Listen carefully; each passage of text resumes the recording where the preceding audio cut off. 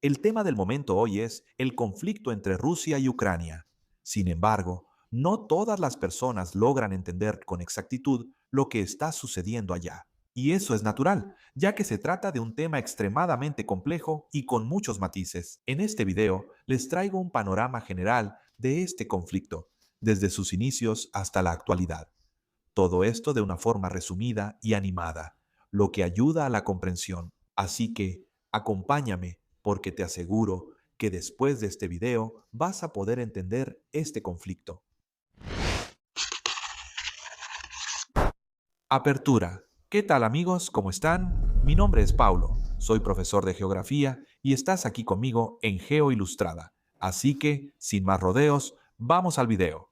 Bueno, después de estudiar mucho sobre este tema, me di cuenta de que para comprender este conflicto es necesario que entendamos tres momentos históricos distintos en la historia de estos dos países. El primero de estos momentos son las raíces ancestrales en común entre Rusia y Ucrania. Bueno, allá por el siglo IX existía un grupo de nórdicos que se autodenominaban como Ros. Este grupo estableció el control sobre las comunidades eslavas orientales, en lo que hoy es el noroeste de Rusia. Posteriormente, ese mismo grupo fue el responsable de crear la ciudad de Kiev, que hoy es la capital de Ucrania. Los historiadores llaman a este gran estado Kievan Ros, sacando a relucir mi ruso, y este gran estado se estableció en esta región desde el siglo IX hasta el siglo XIII. Y de ahí parte el discurso de Putin de reconectarse, de que Rusia y Ucrania son pueblos hermanos. Desde entonces, muchas cosas han pasado en la historia de estos dos países. Sin embargo, no conviene desglosar esos acontecimientos. Pero si quieres saber más sobre esa historia, déjalo en los comentarios y puedo hacer un video exclusivamente hablando de eso. El segundo momento histórico crucial para entender este conflicto es la Guerra Fría. Como saben, la Segunda Guerra Mundial termina en el año de 1945 con los nazis derrotados. Al término de la guerra, emergen dos grandes superpotencias, Estados Unidos y la Unión Soviética, que buscaban hegemonía política, ideológica y económica, una representando el capitalismo y la otra el socialismo. En ese sentido, el mundo se dividió en dos bloques.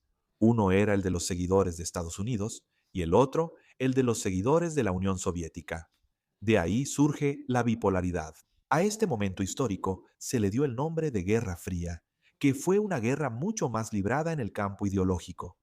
Al término de la Segunda Guerra Mundial, Europa se encontraba muy debilitada. En este contexto, en el año de 1947, el presidente de los Estados Unidos, Harry Truman, lanza la doctrina que llevaría su nombre, la Doctrina Truman, que se basaba en medidas políticas y económicas que buscaban controlar el avance soviético dentro del territorio europeo. Y en julio del mismo año ocurre otro episodio sumamente importante que fue el Plan Marshall, que no era más que el financiamiento de la reconstrucción de Europa por parte de los Estados Unidos. Este financiamiento tenía dos objetivos centrales. El primero era reactivar económicamente a Europa y utilizarla para contener el avance soviético.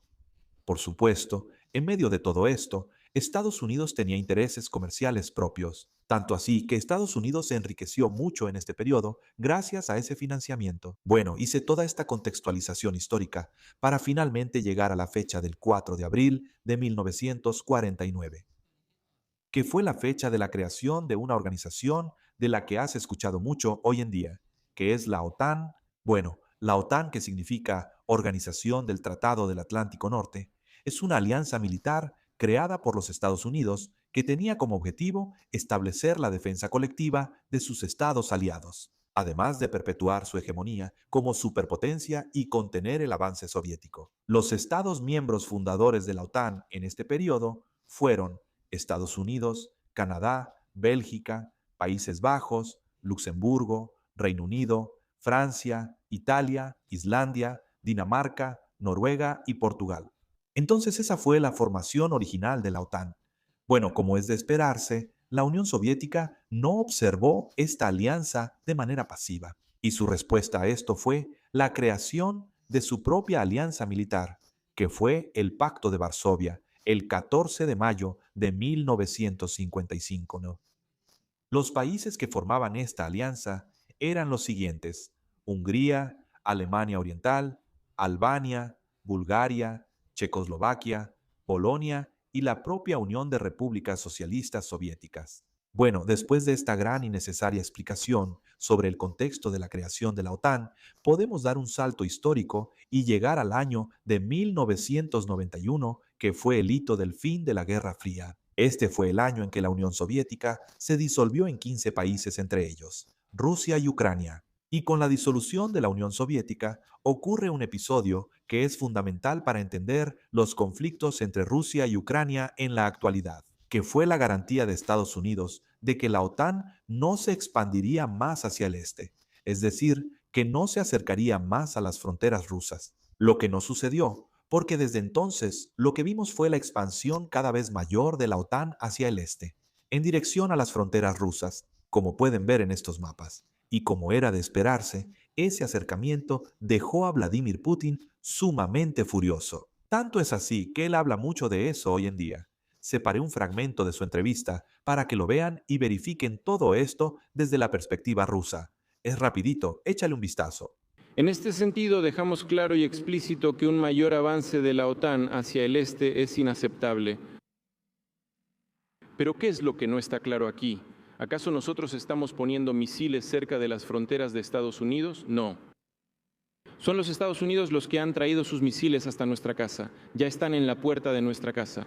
¿Acaso es una exigencia excesiva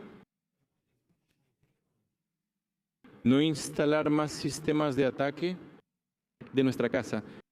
¿Y qué tiene de raro? ¿Cómo reaccionarían los estadounidenses si nosotros pusiéramos en la frontera entre Canadá y Estados Unidos?